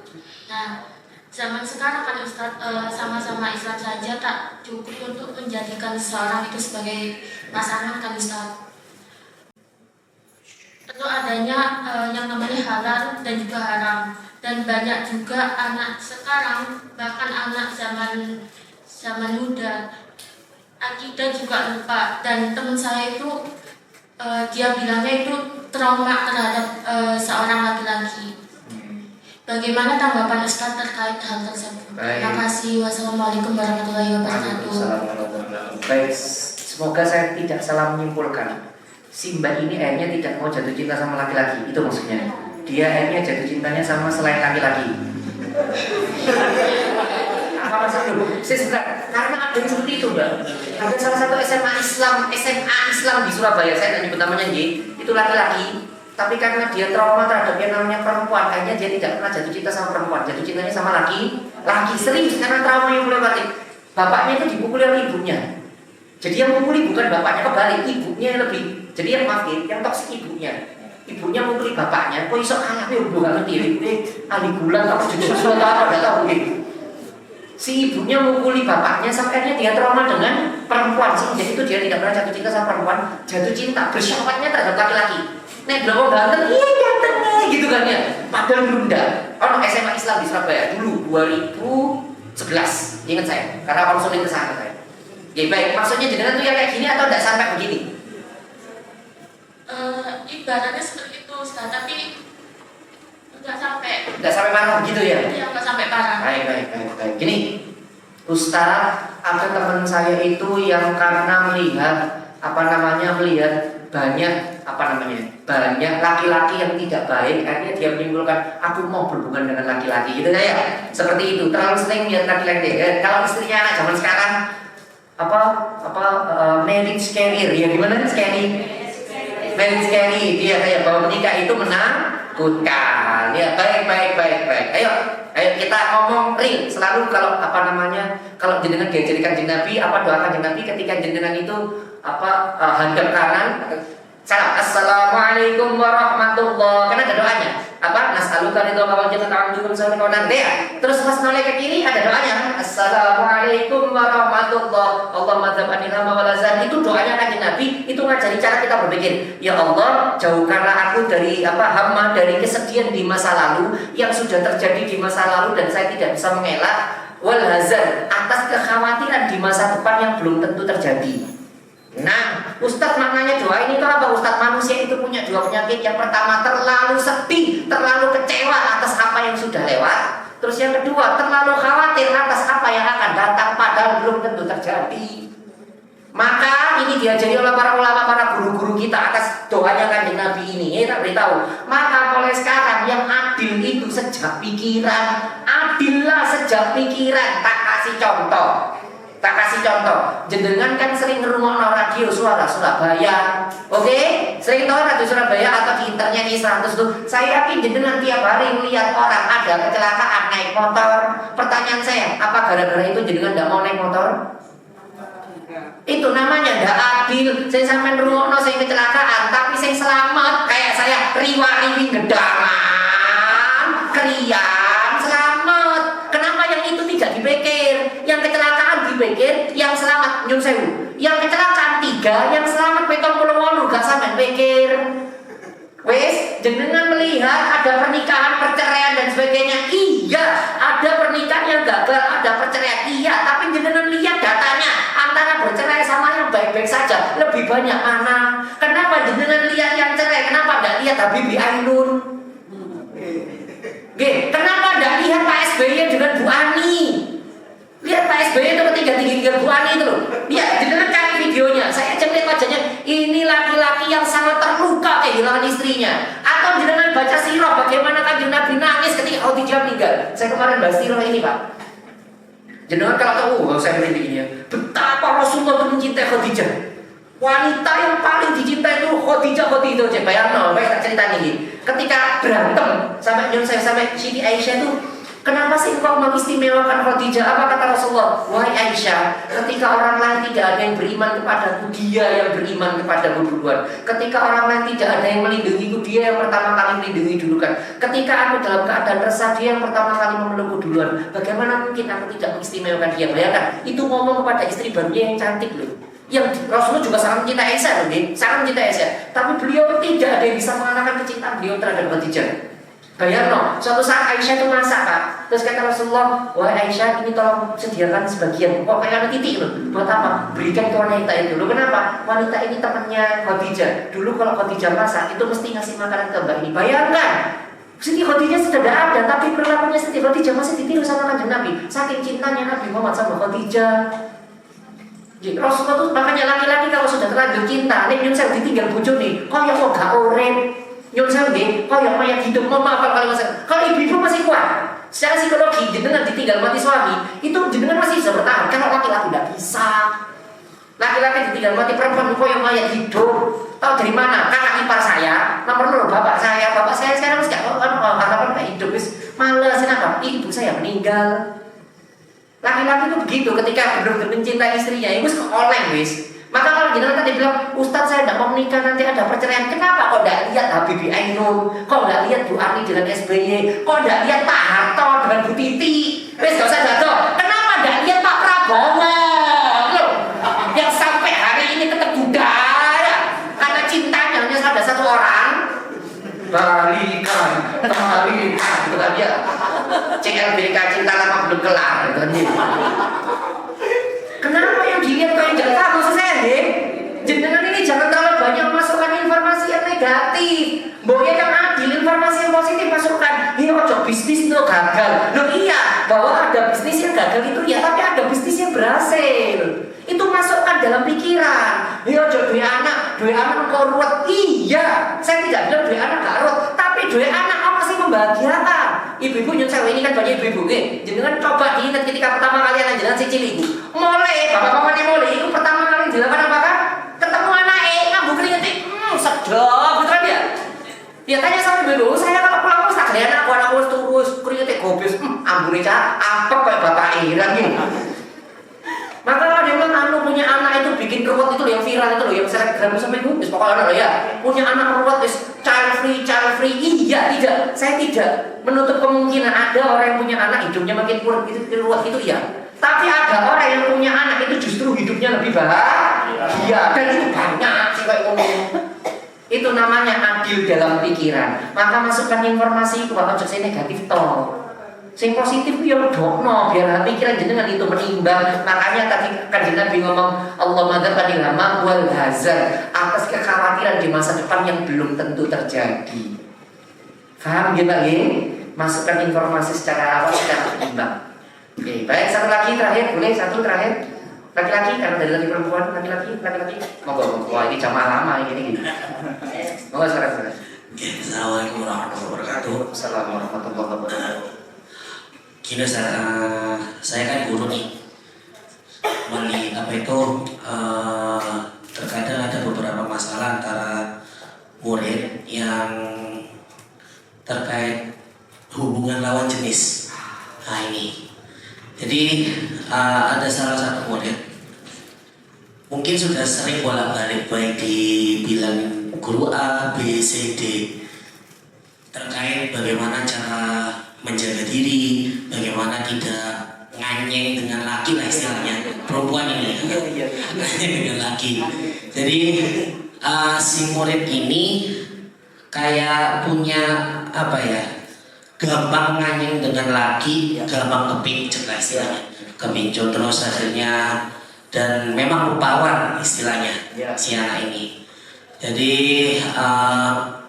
sering kepincut, sering ngechat-ngechati, terutama sering berhubungan, interaksi dan lain sebagainya, sampai di titik dimana itu dari SD, sekarang di SMP, sampai di titik SMP ini sampai semua guru itu kelihatannya sudah bukannya lah apa ya, sudah sering mengingatkan.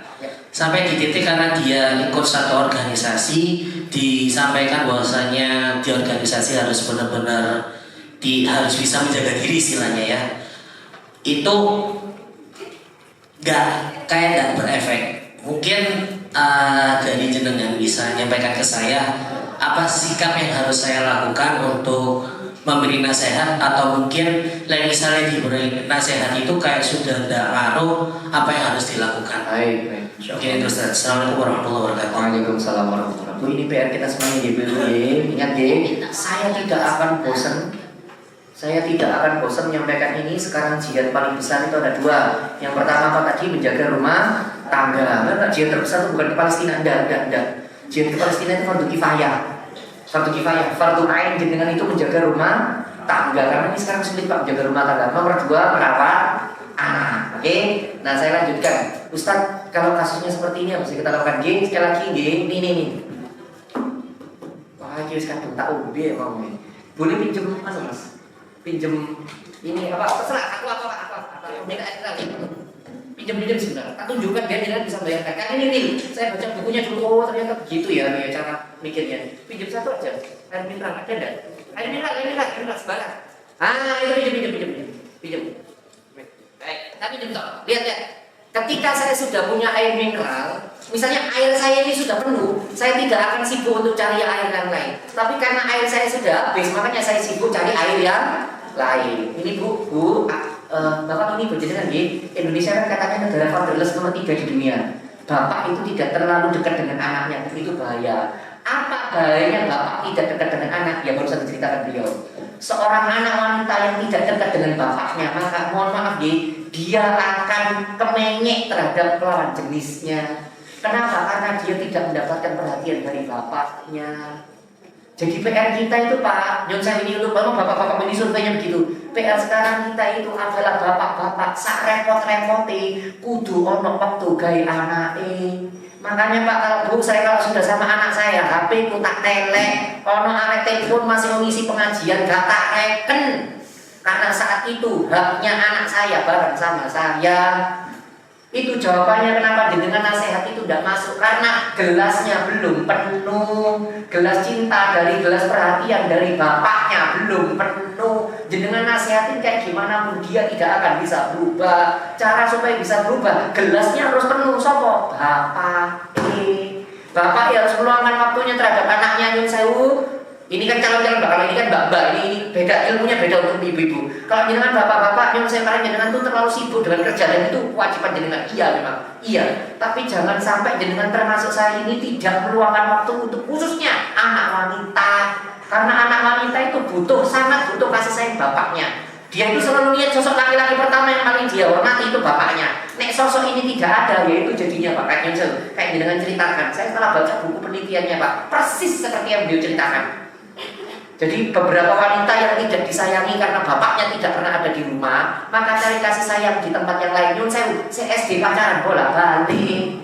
Kenapa? Karena dulu sama bapaknya tidak pernah digendong, nggak pernah dipeluk, nggak pernah digandeng, nggak pernah diuncalno, gitu lagi. Loh iya saya nggak berani sama ayah, ayo, persen doang, gitu kan dia. Kan keluarganya Naruto gitu kan dia. Kalau anak saya namanya Himawari kan cocok, gitu lagi, cocok. Tapi saya menggunakan waktu saya sebanyak secukup ini loh, kayak gini. Ini saya tidak pulang ke rumah, anakku geli. Ayah pulang kapan? Ya ya. Nanti kalau ayah sudah libur, nanti anak saya senangnya renang soalnya. Iya ya, nanti kita renang ya, kita renang. Nanti kapan ayah libur? Sebentar. Ayah bingung aja libur kapan? Karena sampai Ramadan itu jangan sono. Iki opo gitu. Tapi sekali lagi sekali lagi kasus yang beliau jenengan ceritakan ini real Pak. Bener saya baca buku penelitiannya, perempuan itu masih kecil itu butuh sosok ayah.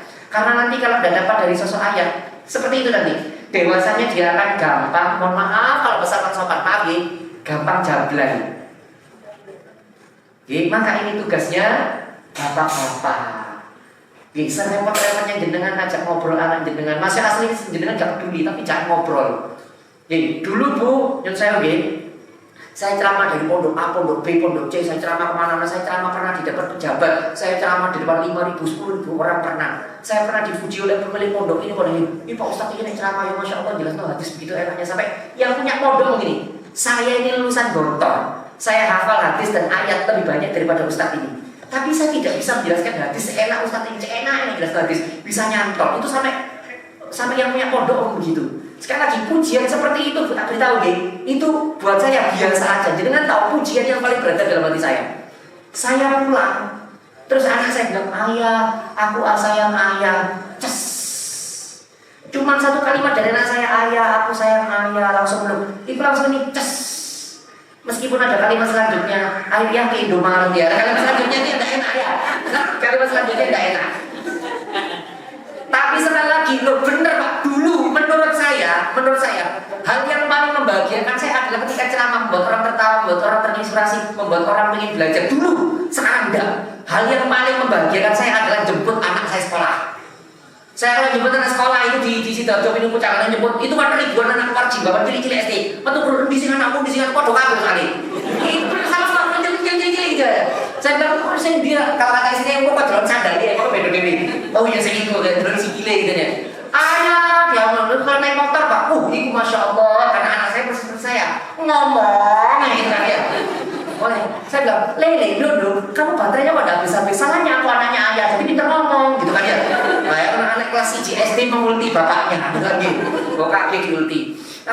Naik motor tuh Pak, Masya Allah, saya capek habis isi ceramah di 4 tempat kasih jemput anak saya, tahu sangat web ini, tahu sangat jemput anak saya.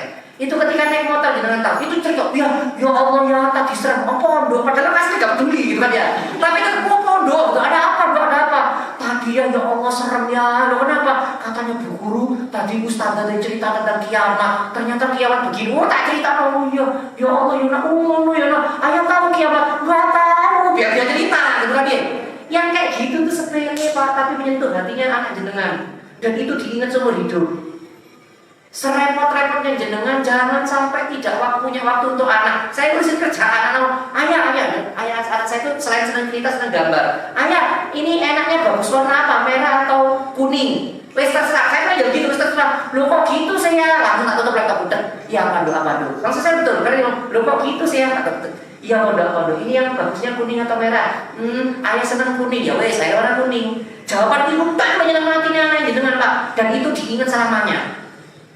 Pernah dia selesai gambar, bagaimana gambarnya ya? Bagus. Apa katanya? Loh kok nggak gitu toh? Oh iya, wow, bagus. Gitu kan ya.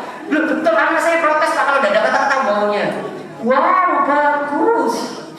Yang sepele kayak gitu membuat yang saya putrinya jenengan tidak akan macam-macam bikin dosa. Kenapa? Karena gelas cinta dari bapaknya penuh. Jawabannya itu Mas, jenengan tidak akan bisa menasihati kecuali dibalik dengan bapaknya.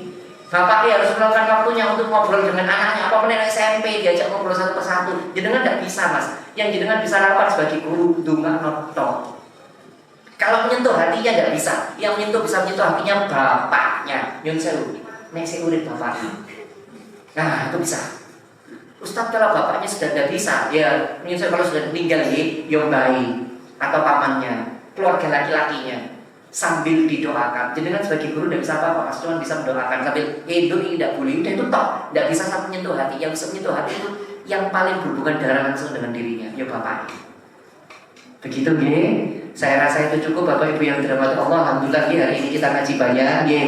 Terakhir supaya jenengan tidak dapat tidak kehilangan barokahnya, ingat ini masih bulan Rajab. Kalau bisa puasa Rajab. Ustaz, hadis tentang puasa Rajab kan rata-rata dhaif dan maudhu. Iya, 90% hadis yang tersebar di Indonesia tentang puasa Rajab itu maudhu. Maudhu itu artinya palsu. Contoh, kalau puasa Rajab hari pertama dapat pahala ini, hari kedua dapat ini, semuanya palsu. Hadisnya palsu. Lupa Ustaz, tapi kok disuruh puasa Rajab? Iya, karena hadis sahih tentang puasa Rajab itu ada satu. Yang pertama katakan Nabi, sumu minal haram wa sumu minal haram wa sumu minal haram wa berpuasalah di bulan haram lalu tinggalkan. Apa itu bulan haram? Dzulqa'dah, Dzulhijjah, Rajab sama Muharram. Dari hadis ini berarti jenengan di 4 bulan ini disuruh puasa sunnah. Ini yang pertama. Yang kedua, hadis yang sahih lagi. Ada seorang sahabat tanya, wahai Ibnu Mas'ud, Rasulullah kalau bulan Rajab kayak gimana? Hampir Rasulullah kalau bulan Rajab itu puasanya hampir sebulan.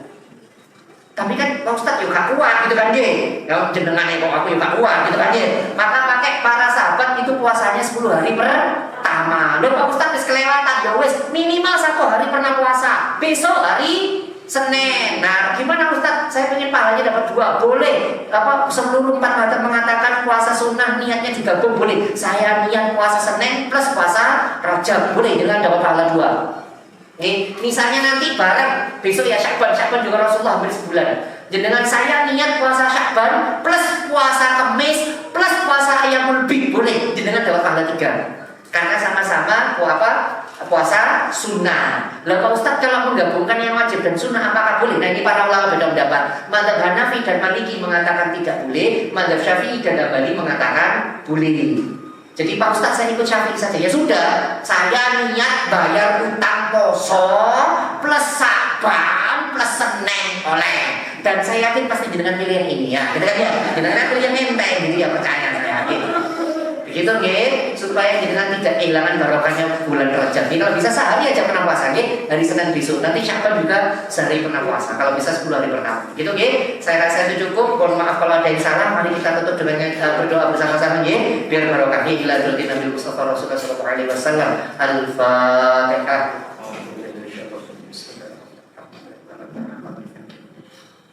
Iya, karena itu iya, karena saat ini masih terus. Amin. A'udzu billahi minasyaitonir rajim. Bismillahirrahmanirrahim. Allahumma shalli ala sayyidina wa ala ali sayyidina walhamdulillahirabbil alamin.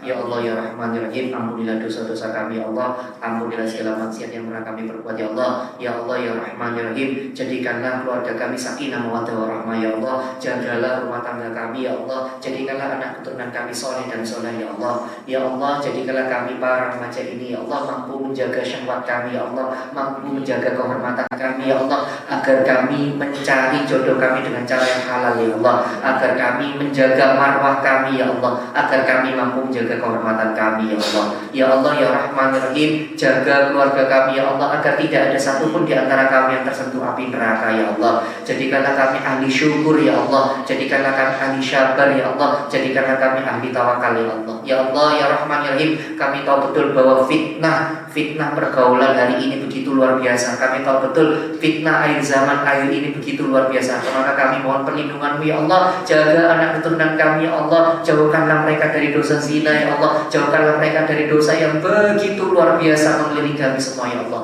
Ya Allah ya Rahman ya Rahim, kami mohon pertolongan-Mu ya Allah, karena tanpa pertolongan-Mu kami tidak akan mampu melewati dunia yang sedang tidak baik-baik saja ini. Ya Allah ya Rahman ya Rahim, atas syafaat Kanjeng Nabi-Mu ya Allah, kami mohon belas kasihan-Mu ya Allah. Kami mohon belas kasihan-Mu ya Allah, tolong kasihanilah kami ya Allah. Kami ini hamba-Mu ya Allah, kami ini hamba-Mu ya Allah, kami ini ciptaan-Mu ya Allah. Kalau bukan dengan kasih sayang-Mu, maka kami tidak akan selamat di dunia dan akhirat ini ya Allah. Kalau bukan dengan pertolongan-Mu, maka kepada siapa lagi kami minta tolong ya Allah. Ya Allah ya Rahman ya Rahim, jangan Engkau lihat dosa kami ya Allah. Dosa kami terlalu banyak ya Allah. Lihatlah kami adalah umatnya Kanjeng Nabi ya Allah. Lihatlah kami adalah umat Nabi yang paling Engkau cintai ya Allah. Lihatlah kami adalah umat makhluk kekasih-Mu yang paling Engkau cintai ya Allah. Maka kasihanilah kami ya Allah. Kasihanilah kami ya Allah. Allahumma ghfir lil muslimina wal muslimat wal mu'minina wal mu'minat al ahya'i minhum wal amwat. Allahumma ghfir ummatan sayyidina Muhammad. Allahumma arham ummatan sayyidina Muhammad. Allahumma arzuq ummatan sayyidina Muhammad. Allahumma aslih ummatan sayyidina Muhammad. Allahumma asdur ummatan sayyidina Muhammad. Allahumma ghfir bi syafaati Rasulillah, bi syafaati Rasulillah, bi syafaati Rasulillah. Allahumma ja'alna ziyaratan Makkahul Mukarramah wa Madinatul Munawwarah. Allahumma ansurna ikhwanana al-muslimina fil Filastin. Allahumma ansurna ikhwanana al-muslimina fil Syria.